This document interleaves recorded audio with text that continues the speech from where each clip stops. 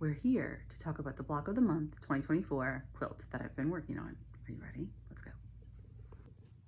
All right, are you ready? So Darlene Michaud, she's amazing. She's a quilter, sewer, crafter here on YouTube, and I found her videos a while back, and she really helped me take the leap. So last year when she mentioned that she was doing, last year being 2024, a block of the month, I was super excited. Now, it is a little weird, like, and I figured this out, right? So first of all, last year, 2024, I had a lot going on. My wife was working out of town. She started working out of town at the end of 2023. So she had been out of town for several months. I was traveling back and forth, handling the home front without her. There were a lot of doctor's appointments for myself and for my oldest daughter. There was just a lot going on, but I was like, yeah, I'm gonna do this. I'm gonna do this, right? At the time, I thought that it would take us probably until like Christmas 2024 to like the first quarter of 2025 to move. We wound up finding a home, purchasing the home, and moving way earlier than that. So we've been in Kentucky part-time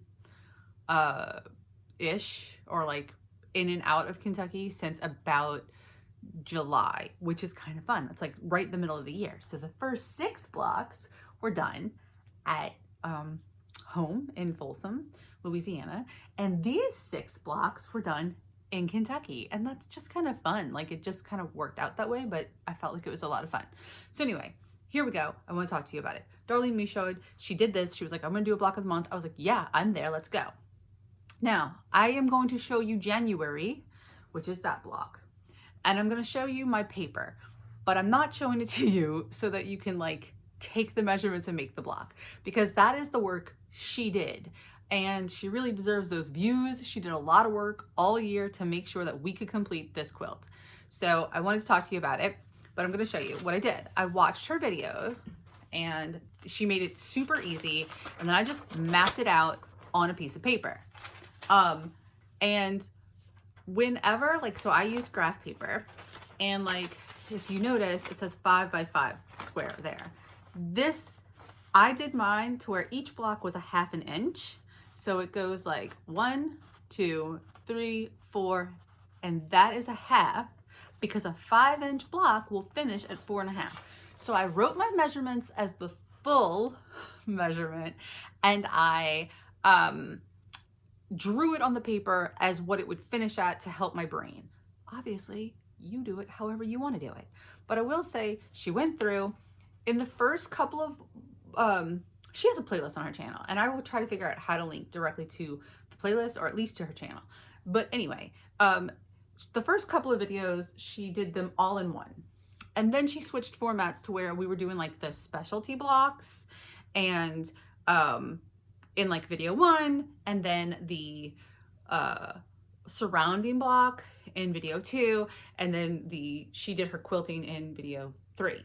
Her 2024 block of the month quilt is a rag quilt with big stitch quilting. So she connected the blocks, like she did the big stitch quilting. I think she showed us how on some of them, on like a couple, and then after that she just said like, this is it, done. I'm not 100% sure, but I think so. But anyway, and then she connected them as we went, and she ragged them, clip, clip, clip, and ragged it. It's a beautiful quilt.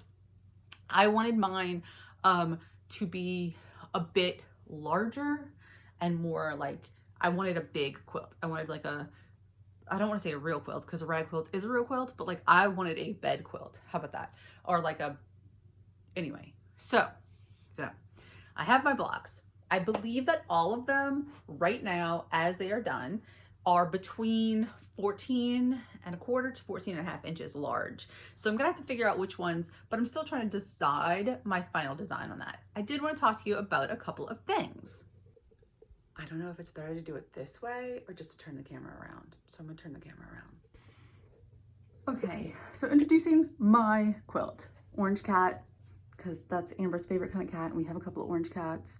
Like, they have the heart. Now that, I picked my pictures, like my colors, to match the house in Folsom that I knew at this point that we were gonna be leaving.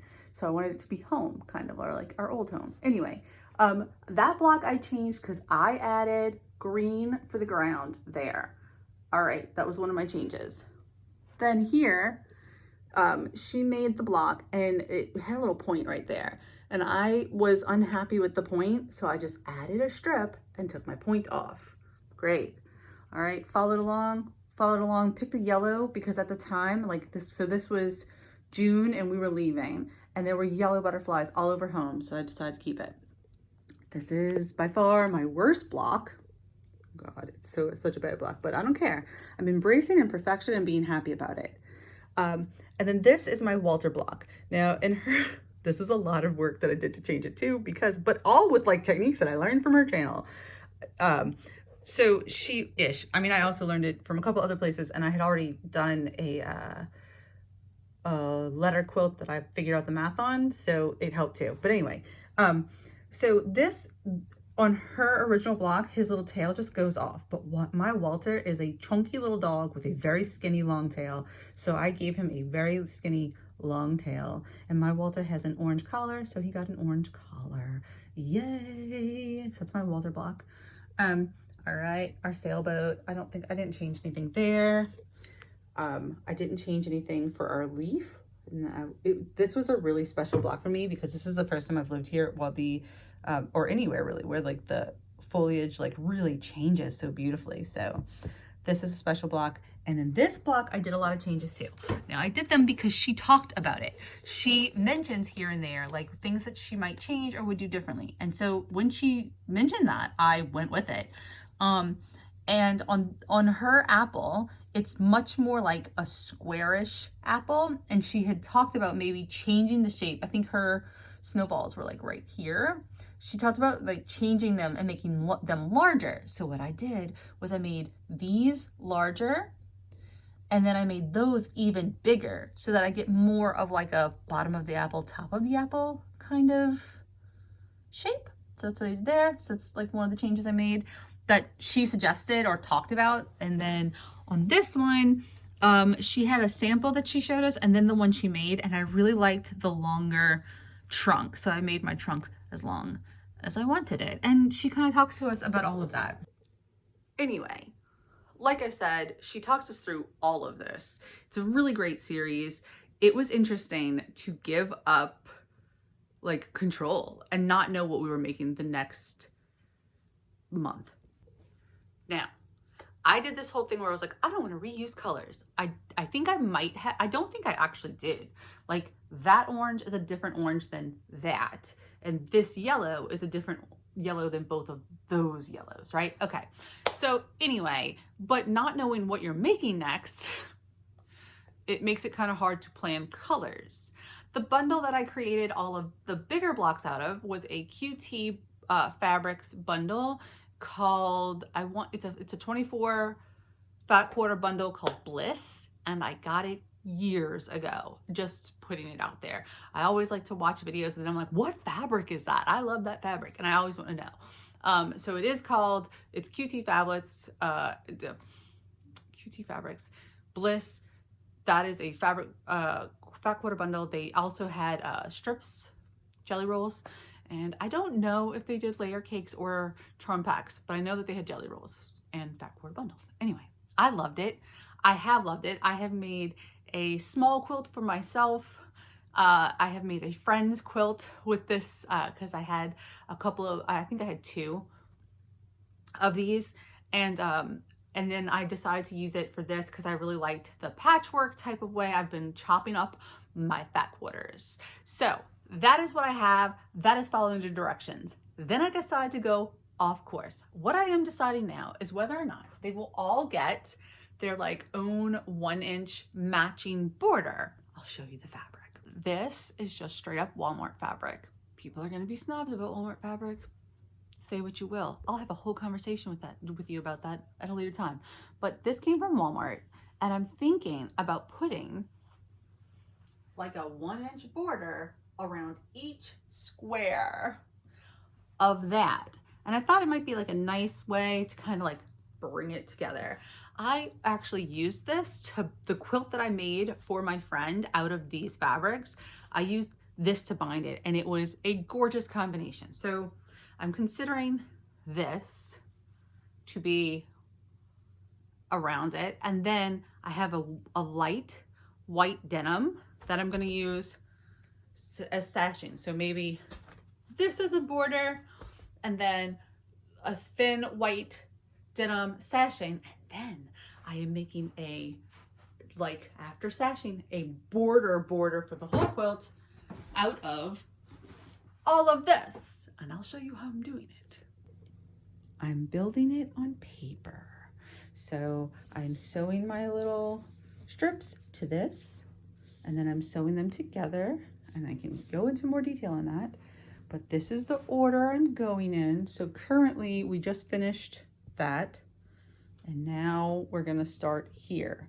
And I'm gonna do those, and we're going all the way to the end. And at the end, I should have enough to make a border around the whole quilt. I know I'm jumping around like crazy, but that is gonna be the backing. I love a flannel backing on quilts, especially if I plan on using them. So that is gonna be the backing. See, I'm chopping all this up, and I'm excited. Okay, so I went out and I've been doing other things today. I did get some sewing done, and I plan to get some more done. But as of right now, that is where my block of the month quilt is. And I have some decisions to make and some measuring and cleaning up to do. And I'm gonna start working on that. But I really wanted to like film the beginning of January. This is where we're at, right? Like this is everything. And then I plan on like really working on it and busting out and getting it done. So I think I'm gonna like video that, and maybe if I don't think I'm gonna get it done in a week. If I did, great. I'll make a video in a week and I'll show you everything I did. But I actually think that I'm going to make progress on it. My goal is to have that done by the end of January, so that last year's quilt is 100% wrapped up, quilted, and bound. I don't know how realistic that is because January is a pretty crazy month with doctor's visits and travel. So I'm not 100% sure, but I'm going to work towards that goal. And then I have a couple other fun things that I'm going to video while I do and I work on.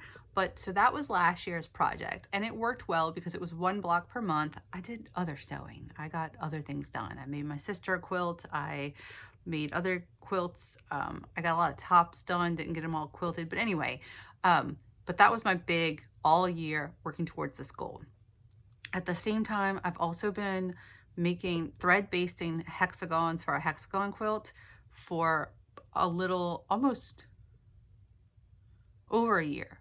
A little over a year. I finished now. I have all my hexagons. I'm ready to start connecting them. So we'll talk about that as well. But sorry guys. But for now, I just wanted to wrap up this introduction to the block of the month one. This year, 2025's big project is going to be, as far as making the quilt top, a temperature quilt. I'm really excited. It's my first year in Kentucky full-time, like from January all the way to December. And it's also the first time I've lived anywhere where like the weather is going to really change enough to have a pretty seasonal shift in temperatures. I am kind of interested in doing the like last year, because it would be half in Louisiana and half in Kentucky, but I don't know if I'm actually interested enough to go back and do it. I don't know. It depends. It depends on how this goes. I definitely want to do 2025, the first year in Kentucky. I think that's fun. So I don't know if I'm going to try to do a block a day or if I'm going to try to do a block at the end of the week. I got to figure out how I'm going to work that, but that is 2025's. And so you're going to see videos wrapping up the BOM for 2024 and getting into the temperature quilt for 2025, and a bunch of videos about a bunch of other things as well. And I look forward to it.